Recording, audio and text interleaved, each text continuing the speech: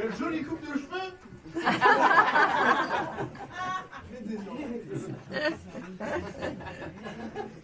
Ou pas. Non mais ça fait rien. Non mais je ressens rien. Ah oui, il faut que je vous explique. Vous êtes un mentaliste. Je souffre d'anédonie. C'est une maladie, je ne sais pas si vous connaissez. Ça n'a rien à voir avec les deux prénoms. Anédonie. Mais en fait, c'est l'absence d'émotion. Je ne ressens rien du tout. Alors on a mis beaucoup de temps en fait à poser un diagnostic sur la maladie dont je souffrais, puisque pour résumer, au fil du temps, je peux dire que je suis devenu ambassadeur sur Doctolib. Et c'est même mon médecin actuel qui m'a poussé à venir ce soir devant vous pour essayer de déclencher quelque chose comme une espèce d'électrochoc en étant là, quoi. C'est lui. Alors je vais vous faire un aveu. C'est flippant, tellement c'est pas flippant d'être là en fait. Non, c'est vrai. C'est-à-dire que vous n'êtes pas impressionnant du tout. Je dis le groupe. Après, individuellement, vous par exemple aussi. Alors, je déteste ça, les humoristes qui prennent une personne et qui la lynchent pendant. C'est pas mon style déjà parce que je suis pas humoriste. Est-ce que vous voulez vous lever, monsieur? C'est mon expérience. Surtout toi. Et donc là, je peux le dire solennellement, c'est monsieur le moins impressionnant de la soirée. Et ici, son dauphin. Est-ce que je peux faire... Pas aussi. Merci pour le...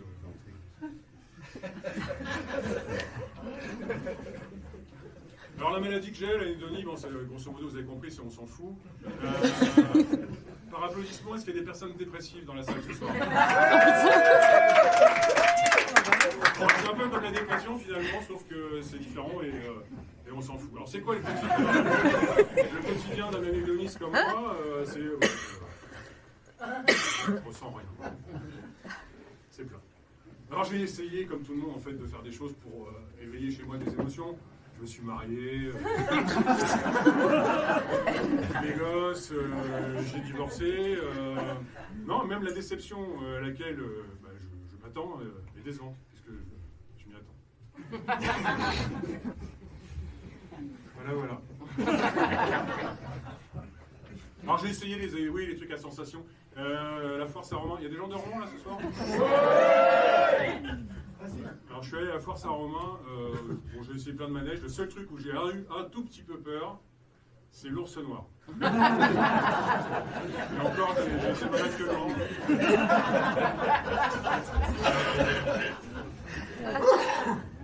Bon, c'est bon, j'ai 8 minutes là, non? C'est 15 minutes, François.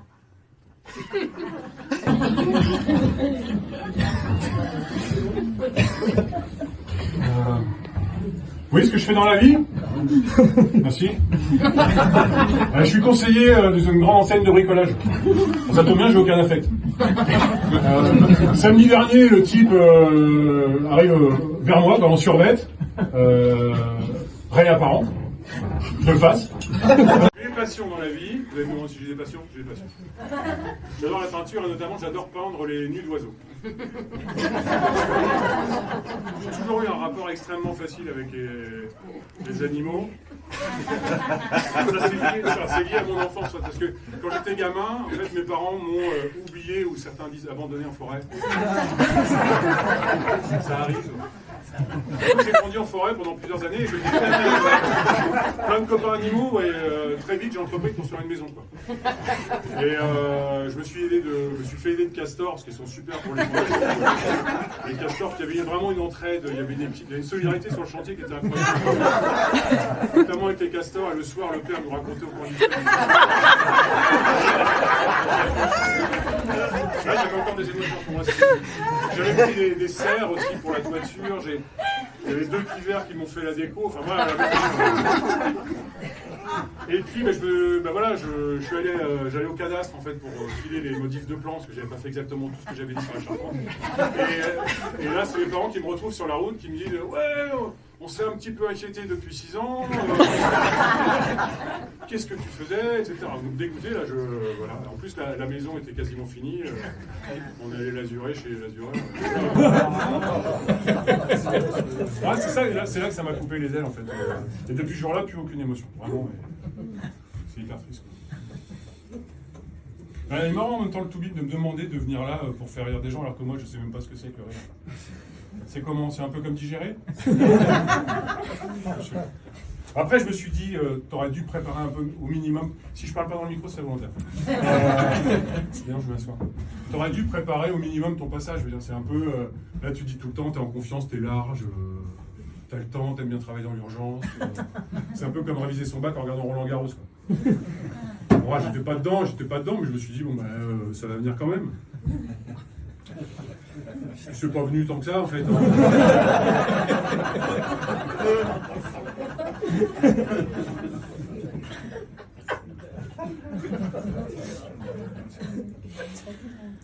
Ouais.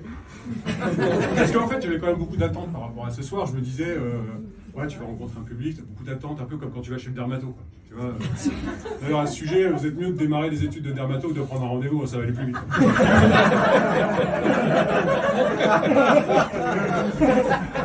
S'il y en a d'ailleurs qui cherchent du boulot, on a besoin de dermato. Donc, plus Macron, il s'est penché sur le sujet, et le diplôme, il passe en 2 ans. Donc, il est fort, Macron, il a des solutions pour tout, incroyable. Ouais, il est formidable ce gars-là. Moi, Macron, souvent, quand je pense à Macron, je pense à un peu une femme qui a des contractions et qui va accoucher. Et il faut se dire un truc avec Macron, c'est on peut rien y faire, il faut que ça passe. Mais après, les gens sont durs, les gens sont durs avec Macron parce que ça fait que 8 ans qu'il est en place, il trouve ses marques. Et là, il veut nous faire une espèce de plan Marshall. C'est plus un plan marche-mal. Ouais, chanceigner. Ouais, je peux faire chanceigner. Non, c'est has-been. Ah oui, voilà. Je sais pas si vous avez remarqué, quand on change un mot dans une phrase, ça peut changer tout le sens de la phrase. Par exemple, le jeune adolescent disparu dans la banlieue du Havre depuis 4 jours a été retrouvé mort. Ah, bah ça change tout.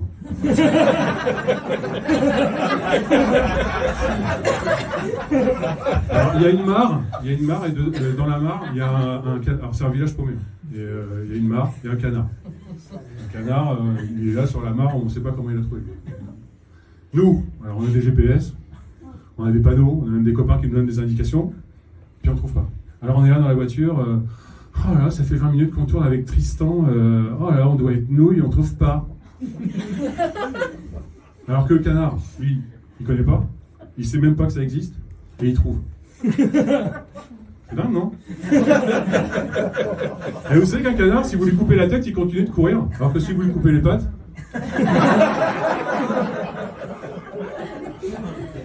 Ah, je vais vous faire une imitation. Tom Cruise. Juste cette partie-là.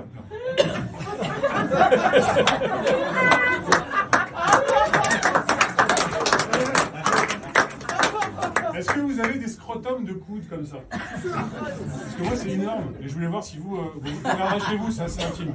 Mais je voulais partager ça avec vous, c'est comme des bourses en fait, mais au niveau du coude. Je trouve ça assez bien. Je vais vous faire un bruit du quotidien, vous allez devoir essayer de trouver, c'est pas évident. Vous êtes là, c'est bon?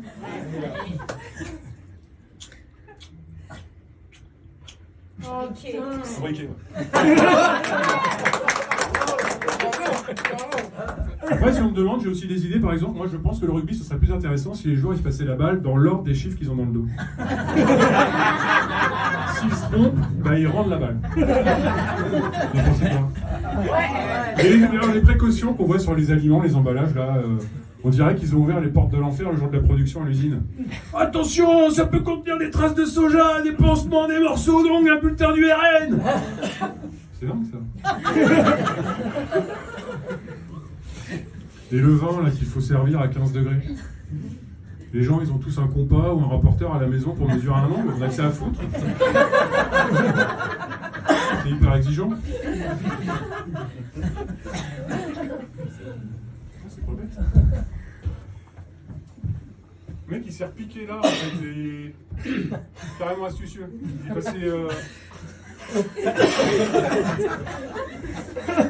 Ah ouais, d'accord. C'est carrément malin, le mec, c'est vraiment... c'est à l'économie, mais c'est carrément bien fait.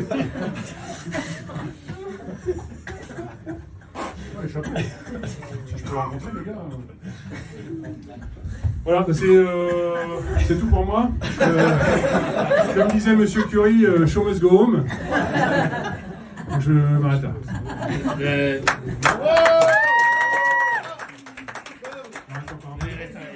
Il reste quelques minutes encore. Ok. Je sais ce que je vais faire. Je vais vous faire mon gâteau yaourt. Est-ce que je peux utiliser la petite table qui est dans la loge si vous voulez? Oui, bien sûr, bah, ça fait bouger.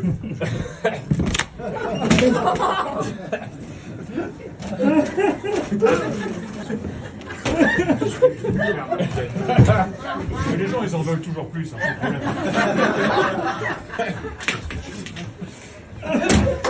Je vais vous faire mon gâteau yaourt, comme ça on va pas...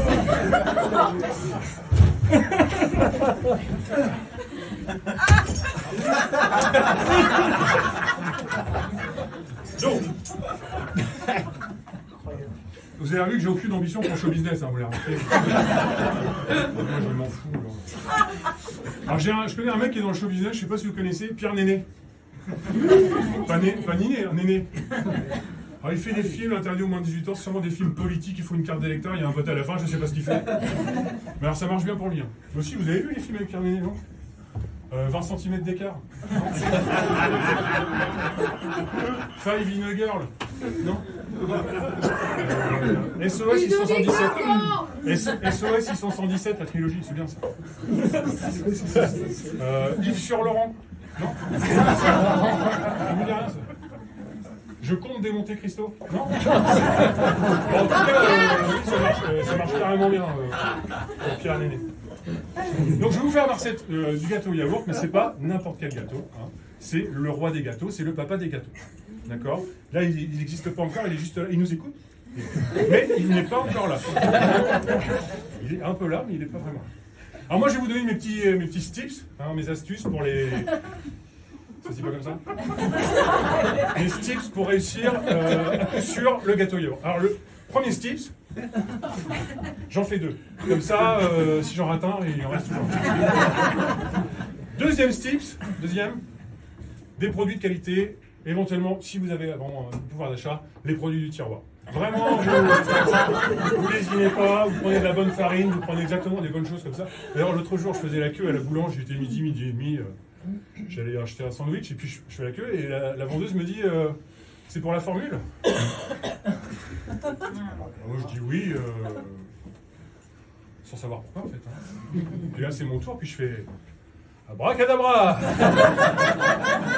C'est pas la réponse qu'elle attend. Voilà. Donc, pour le gâteau yaourt, il faut un yaourt. Ah oui, donc le yaourt, oui. Alors, le yaourt fait doseur.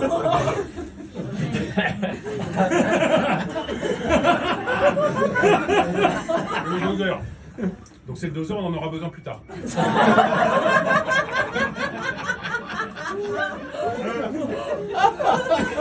Voilà, donc, vous avez votre doseur. Vous mettez votre yaourt. Voilà, il n'y a plus de yaourt, mais imaginez, il serait plein, ce serait carrément mieux. Il se trouve que j'ai toujours de la farine sur moi. Bon, je mets de la farine. Pareil pour le sucre, on utilise, alors du coup, on utilise le doseur, vous avez bien compris. Les œufs, c'est très important. Toujours des œufs frais. Vous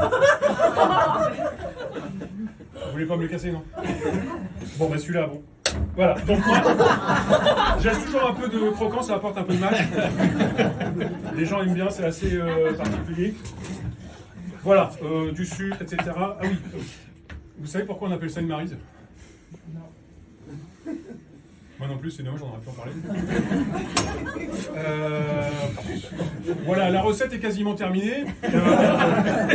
J'ai oublié 2-3 trucs. ce qui est important, vraiment, parce que là c'est une recette originale, donc ça va vous swimper, ça vous pimpe.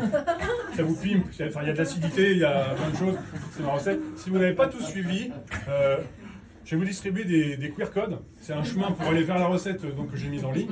C'est pratique les QR codes parce que ça évite d'utiliser du papier. Vous faites une photo et puis vous pouvez après. On n'utilise pas de papier quoi, avec les QR codes. Après une photo, vous pouvez les passer entre vous. Hein. Voilà. Donc la recette est de circuler. Qu'est-ce que je voulais vous dire pour terminer? Bon.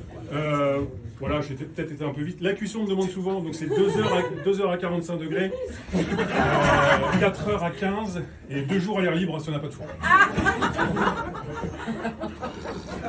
Si vous voulez échanger avec moi gastronomie et littérature, je peux vous recommander des ouvrages.